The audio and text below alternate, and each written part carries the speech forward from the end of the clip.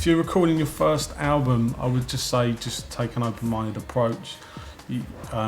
Most labels don't want an album delivered to them like finished and done, because obviously if you get an amazing record delivered to you, you'll put it out, but more often than not there'll be something about it that a label want to change, not in any massive way and not to compromise you as an artist, but there's just some things that a label can help you with that would make your record sound better. So I would say just be open-minded and accept, you need to accept criticism, and take on other people's ideas, really.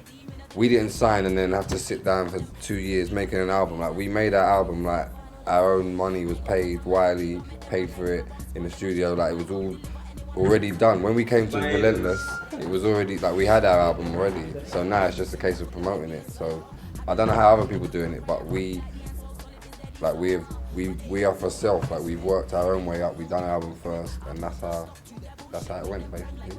Basically, what you need to think about when you make an album, you need to have, it's all about making hits. Hit records is what's gonna make you in it. So you need to have a big first single, and you need to have a second single just as big, or if not bigger. Even if, like, you got a bigger single and you got a single that you may not think is as big as that one, I would say release the one you're not quite sure about, and the one you are sure about, release that second. So you're always covering yourself, you know what I mean? What else? Cater for, always think of a wider audience, basically. Like, always think when you're doing this, like, think who it's appealing to. Like, is it for the kids? Is it for the mums and dads? You know what I mean? Is it for, I don't know, is it for that rock crowd? Is it for the pop world? You know what I mean? You need to kind of invite everybody to your music, or you're just going to be minimal. If you want to be underground and you want to keep it street, okay, but if you want to go to that next level, you need to cater for a wider audience. So that means the pop world, that means the rock, the Hoxton kind of trendy side, plus the street, you know what I mean? That's one element. What else do you need to do? Just be you, really.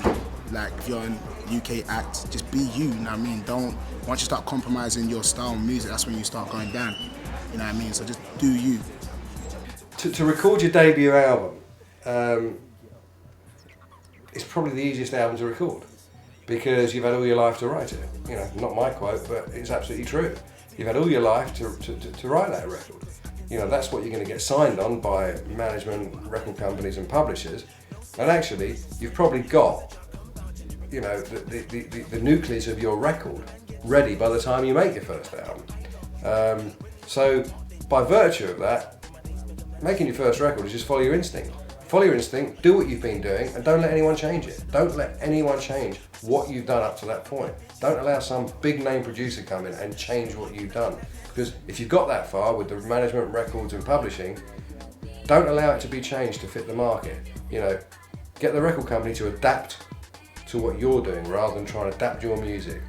Don't compromise. That would be my advice. It's certainly with the first album. I would say, from an artist point of view, like from a creative point of view, make the studio your own. Like, whatever it is that, I know it sounds really stupid basically, but it's not. Like, when you go into studios and you see people working with their candles and their this and that, make yourself comfortable. Like, take your shoes off, just little things, make yourself feel at home. Because I feel that the first time round I didn't really have the confidence to do stuff like that. So, like, this time round I'm so much more confident because I've made the studio. It's like singing in your bedroom, that kind of, you got to make yourself comfortable. That would be my number one kind of thing as an artist. Just take control of your space. The recording budget gets spent on various things. It gets broken down to studio costs, producer fees, travel if you're making a record overseas, travel, accommodation, musicians. I mean, before you know it, you're up to quite a significant amount of money.